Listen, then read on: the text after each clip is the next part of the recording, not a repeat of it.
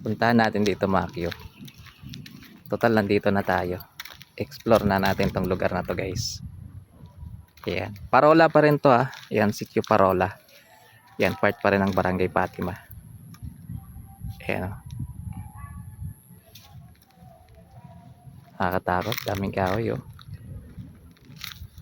Dito tayo daan para laktod. Para laktod. Ayan. So, ingat lang tayo guys. Kasi baka may mga ahas dito. Ayan, matuklaw tayo. Mahirap na. Ayan. So kung mapapansinin niyo mga Q. Uy, tabi-tabi po. Dadaan lang po si Kuya Q. Ayan. So kung mapapansinin niyo guys, mayroong mga ano, ayan oh.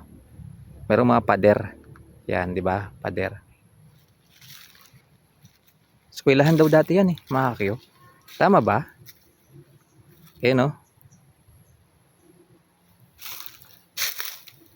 Ayan, hanggang dito. Ay, bawal magturo. Sanay kasi ako pag nagbablog, nagtuturo talaga eh. Wala na siyang bubong guys. Pero, yung mga pader, nandyan pa rin. Grabe no, yung mga gawa dati no. Ayan, ang titibay, mga Q. So imagine kung ilang years na yan. Siguro mga nasa 30 years na yan. Grabe, mga ula. Tapos, ayan o. Diba? Sarap lang siguro, no? Ayan, kapag okay pa to. Dito yung bahay mo paglabas, dagat na. Yung nakakatakot lang. Iba na kasi yung ano ngayon. Panahon. Kasi kapag high tide na, taas na masyado ng tubig. Ayan o, kita nyo o. Inabot na nga siya ng tubig o. Diba? Ayun o, nakakatakot naman sa loob guys. Ano tong mga pinupuntahan natin? Aray! Right ko! Yan, tapos, wow! Amazing! Tingnan nyo naman mga kakyo. Woo! Sarap!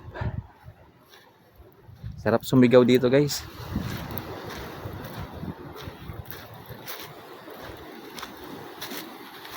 Ayan, wala pang seawall.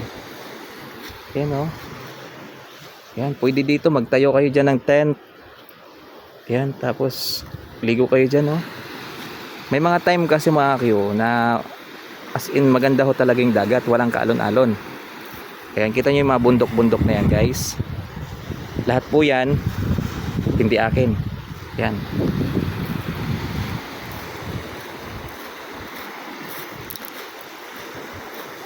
Yun o. Doon yung dumagit eh. Dumagit. Ay, may mga mangingisda doon no. Mainit kasi, against the light tayo. Ayan, tingnan nyo naman oh. Ayan. O, diba? Ay, yung lighthouse na ipakita ko na yan. Ito, may mga patay na isda oh.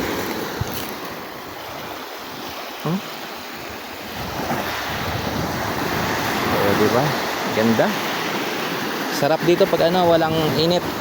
Yan, mga bandang mga 5 PM, mga ganyan, 6, maganda dito. Mamasyal guys.